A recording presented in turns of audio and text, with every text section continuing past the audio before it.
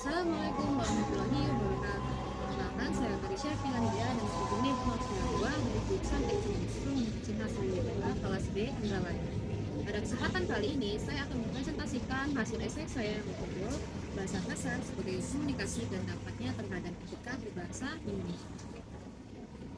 Adapun yang melatar belakangi, yang pertama, penggunaan bahasa kasar makin marak di kehidupan sehari-hari karena tidak sedikit dari orang di sekitar kita yang menggunakan bahasa kasar sebagai cara untuk komunikasi. Lalu yang kedua, bahasa kasar dianggap wajar oleh sebagian masyarakat, terutama pengguna media sosial. Dan yang ketiga, banyak muncul sebagai ekspresi emosi. Seseorang seringkali menggunakan bahasa kasar sebagai ekspresi emosinya ketika sedang marah atau sedang kesal. Lalu, apa sih definisi dari bahasa kasar?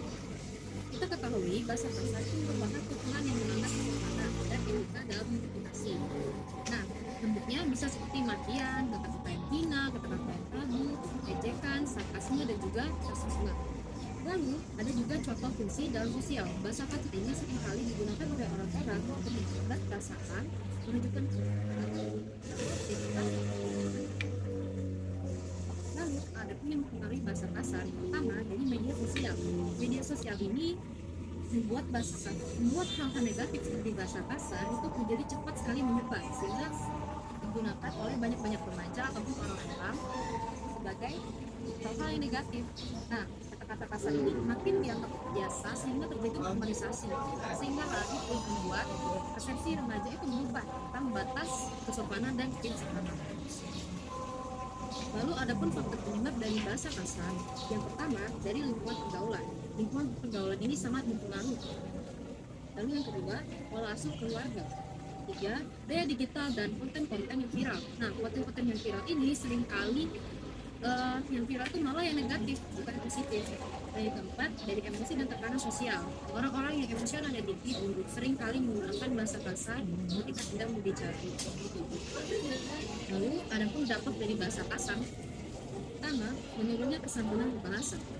Bahasa kasar yang dulunya dianggap tabu, sekarang malah dianggap wajar, sehingga banyak sekali orang-orang yang menggunakan kata tersebut. Lalu, mengurangi efektivitas dalam berkomunikasi. Nah, ketika berbicara dengan bahasa kasar, ini dapat membuat pesan yang kita bicarakan itu menjadi tidak tersampaikan dengan baik. Lalu yang ketiga, mengatasi kekerasan verbal. Penggunaan kasar ini menjadi hal yang biasa di ruang publik.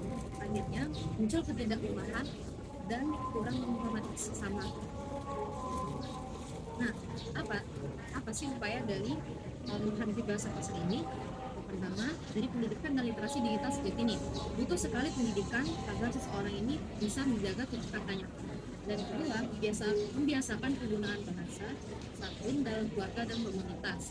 Misalnya kita sudah terlanjur sering menggunakan bahasa kasar, kita harus mencoba membiasakan menggunakan bahasa yang disiplin.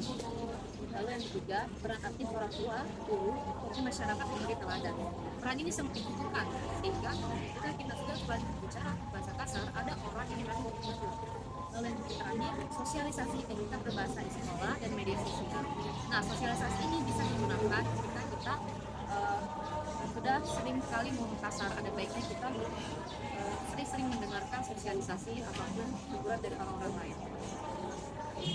Nah, kesimpulannya adalah penggunaan bahasa kasar melemahkan kesopanan dalam bahasa Indonesia dan mengganggu etika berbahasa.